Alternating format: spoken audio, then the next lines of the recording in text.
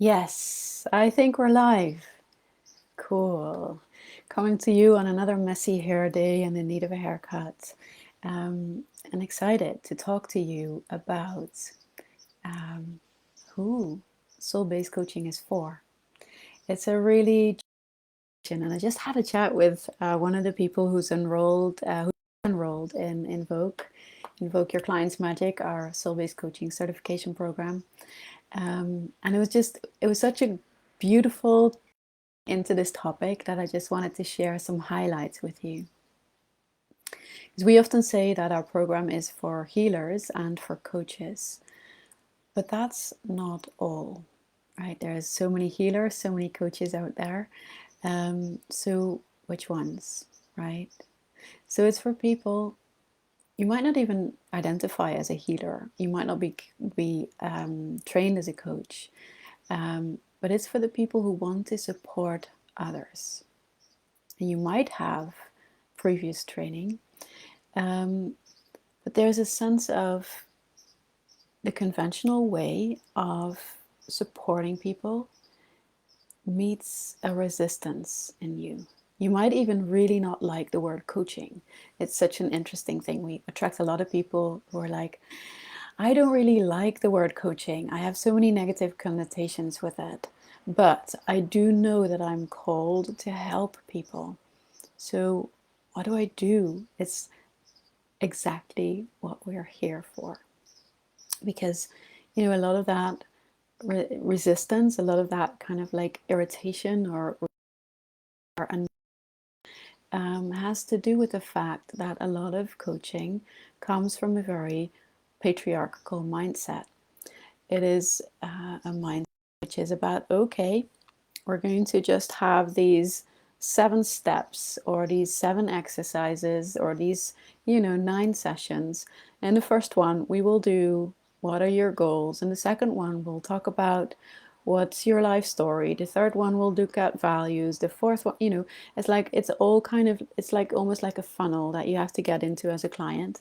And then sure, you'll find some interesting things usually, and it can make a difference because you start to think of things a bit differently.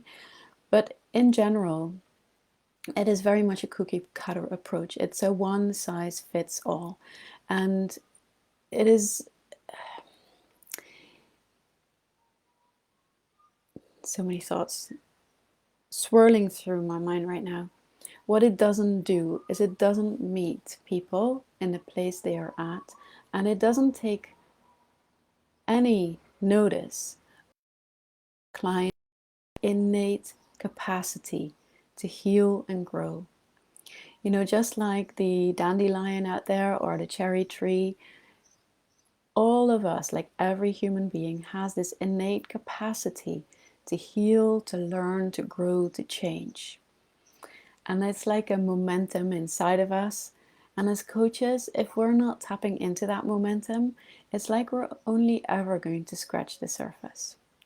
So what you want to do is you want to learn to be with that momentum, to meet people in that place. And this is super important for anyone who's had any kind of experience in personal development, because you know what it's like to reclaim your sovereignty, to reclaim your own agency of yourself, your own knowingness, your own unique way of being in the world. And we do not want the cookie cutters to eat away at that sovereignty.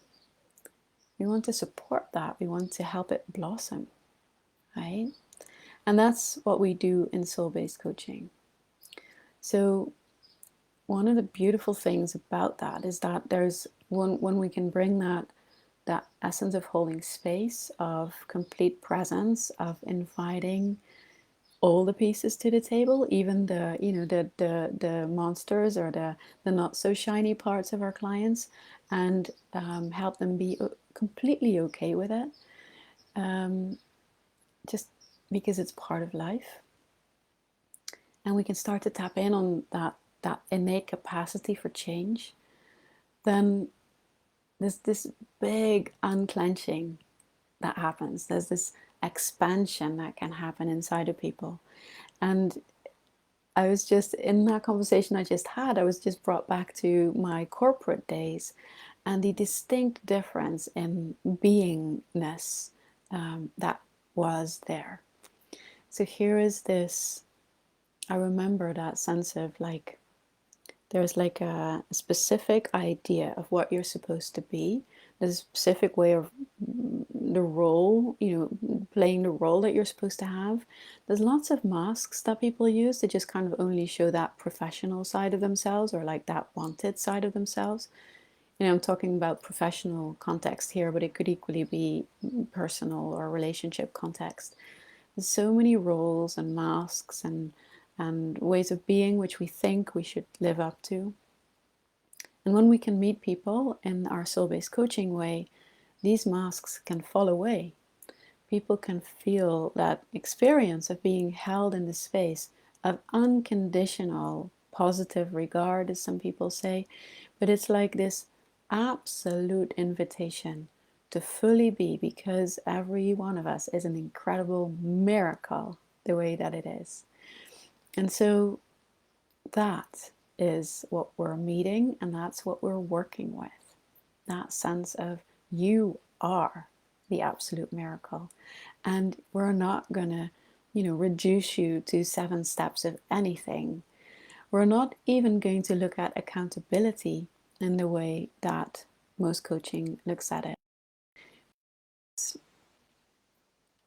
If you're really tapping into that Shakti power, that innate ability to heal, to grow, to change, to express, to unfold, then taking action is the most logical step in the world. There is nothing that you can do to hold people back, almost. So if people are not doing what they said they would do, it's not really a question about why didn't you do that? It's about, that's really interesting. Let's find out what happened. So accountability is not relevant, not interesting in that frame of mind. Noticing what is going on for people very much is. So just checking a few notes. Oh yeah.